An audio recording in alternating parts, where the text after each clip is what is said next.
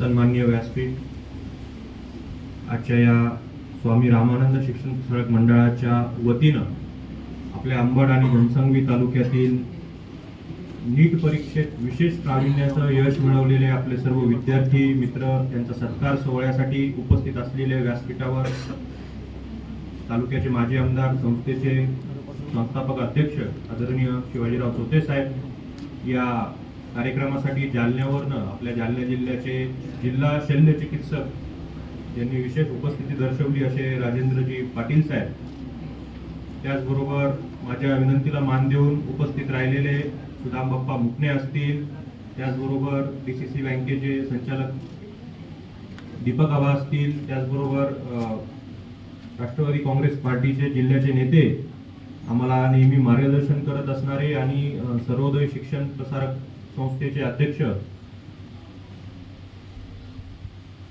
सौर तात्या असतील, लक्ष्मण दादा कंटुरे असतील, आमचे सहकारी रघुनाथजी काठे असतील, त्याचबरोबर किशोर आबा मरकड आहे, अजितजी बुलबुले, गोरख भाऊ शिंदे, राणोजी दादा तौर, संजू भाऊ धोत्रे आणि आमचे माळजीराव फापे मामा, या ठिकाणी सर्व मान्यवर उपस्थित आहेत आणि ज्यांच्यासाठी हा कार्यक्रम आपण ठेवलाय ते माझे सर्व भविष्यात होऊ घालणारे डॉक्टर असे नीटमध्ये विशेष प्रावीण्य मिळवलेले विद्यार्थी मित्रांनो.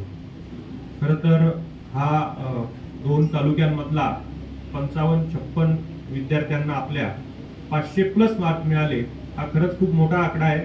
जेव्हा आम्ही साधारण माहिती घ्यायला सुरुवात केली तेव्हा मला वाटलं की हा 20, 25, 30 मुलांना जास्तीत जास्त मार्क आले असतील, कारण नीटची परीक्षेत ज्या प्रकारे गोंधळ झाला होता त्यानंतर आपण बघितलं की बऱ्याच मुलांनी दुर्दैवानं या देशातल्या 20-22 मुलांनी आत्महत्या केल्या. ही देश म्हणून, समाज म्हणून आपल्या सर्वांसाठी शर्मेची, लाजेची बाब आहे की जे मुलं कदाचित इथं यांच्यासोबत सत्काराला बसले असते ते मुलं आज आपल्यामध्ये जिवंत सुद्धा नाहीत, ज्यांनी जग पाहिलं नव्हतं, ज्यांचं जग म्हणजे क्लास, लायब्ररी आणि शिक्षण एवढंच होतं, ज्यांना म्हणजे काहीच जगाचा अनुभव घेता आला नाही, कुठल्या गोष्टी बघता आल्या, त्यांना जीवन संपवावं लागलं या व्यवस्थेमुळं. आणि त्या व्यवस्थेचे आपण सगळे भाग आहोत याची मला खरंच शरम वाटते माणूस म्हणून सुद्धा. त्या सर्वांच्या आत्म्याला परमेश्वर शांती प्रदान करो. पण त्याही परिस्थितीतून, त्याही नैराश्यावर मात करून तुम्ही सर्वांनी खरंच खूप चांगले मार्क्स नीटमध्ये मिळवले. मला वाटतं 500+ म्हणजे बऱ्यापैकी सर्वांना MBBSच लागेल असं मला वाटतं, निदान आत्ताचे तरी स्कोर बघता, किंवा काही दुर्दैवाने, काही म्हणजे दुर्दैवाने म्हणता येणार पण सेमी गव्हर्नमेंट MBBS पर्यंत जातील. पण मला वाटतं डॉक्टर साहेब बहुतांशी ही लोक MBBS ला लागतील आणि आपल्या भागातले एवढे मुलं एकाच वेळी MBBS ला लागणं म्हणजे पुढच्या 5, 7, 8 वर्षानंतर तुम्ही आता कुणी MD करताल, कुणी करणार, तुमच्या पुढच्या इच्छाशक्तीवर आहे. पण येणाऱ्या 5 ते 10 वर्षामध्ये ह्या भागातल्या, आपल्या ग्रामीण भागातल्या रुग्णांची सेवा करण्यासाठी निश्चितपणे आपण उपलब्ध असताल अशी मला खात्री आहे आणि अशी मी आशा करतो. कारण साधारण एक ट्रेंड आम्ही बघतो की फार डॉक्टर वगैरे आपण झालो, स्पेशलायझेशन केलं की पुणे मुंबई फार खुणवायला लागते आणि फारसे डॉक्टर्स आपले जे सगळे आहेत तिकडेच प्रॅक्टिस करायला धावतात, अगदी बॉन्ड सोडून सुद्धा गव्हर्नमेंटचा. आता ती पण मला वाटतं अट शिथिल केली आहे गव्हर्नमेंटनी, बंदच केली आहे.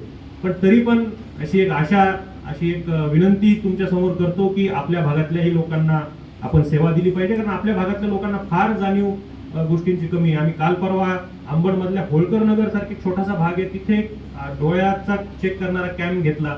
150च आपले तिथं ज्येष्ठ नागरिक आले, त्याच्यातल्या 40 जणांना मोतीबिंदू होता. हा खूप मोठा आकडा आहे ना 150 पैकी. म्हणजे किती अवेअरनेस कमी असावा की आपण सिव्हिल हॉस्पिटलमध्ये रोज चेकअपचे कॅम्प चालतात, तिथं सुद्धा आपले लोक जात नाहीत. आणि म्हणून अशा भागामध्ये काम करण्यासाठी मला वाटतं आपल्याला गरज आहे. आत्ताच एक मला वाटतं काही दिवसांपूर्वी एक बातमी आली आपल्या सर्वांसाठी अभिमानाची निश्चित. मला वाटतं रशियामध्ये का USA मध्ये महर्षी सुश्रुत यांचा पुतळा एका मेडिकल कॉलेजने तिथे बसवला. आपण सर्व निश्चितपणे त्यांचे वंशज आहोत. आपल्या सर्वांच्या हातून समाजाची खूप खूप सेवा घडेल याची मला निश्चितपणे खात्री आहे.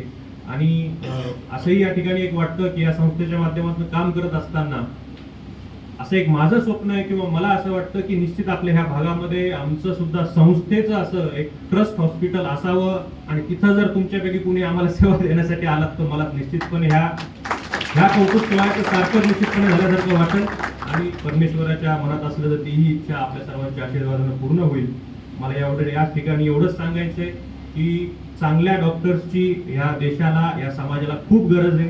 कारण डॉक्टर्स खूप आहेत पण आजची परिस्थिती अशी आहे सार्वजनिक व्यासपीठावर कदाचित कुणी बोलणार नाही किंवा माझ्यानंतर मान्यवर बोलतील की डॉक्टर आता पहिले गेलं की इन्शुरन्स आहे का विचारतात आणि मग ठरवतात याला रोग कोणता आहे ते सांगायचं. ही खरंच चिंतेची गोष्ट आहे, दुर्दैवाची गोष्ट आहे. आणि हे जेव्हा तुमचा सत्कार होईल तुमच्या पालकांसह आणि आम्ही तुम्हाला स्मृतिचिन्ह देऊ तर मी तुम्हाला विनंती करेल की तुमच्या डॉक्टर झाल्यानंतर तुमच्या कॅबिनमध्ये ते स्मृतिचिन्ह जपून ठेवा आणि समाजाने तुम्हाला टाकलेली जबाबदारी आहे की अशी मल प्रॅक्टिस आम्ही करणार नाही.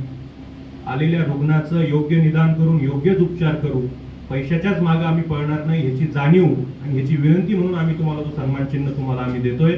आज तुम्ही त्याची जपवणूक आयुष्यभर करताल एवढीच अपेक्षा या ठिकाणी व्यक्त करतो. थांबतो. जय हिंद, जय महाराष्ट्र. धन्यवाद भैया. खरं तर काही तरुणांकडून एका तरुणाने व्यक्त केलेली जी अपेक्षा आहे ही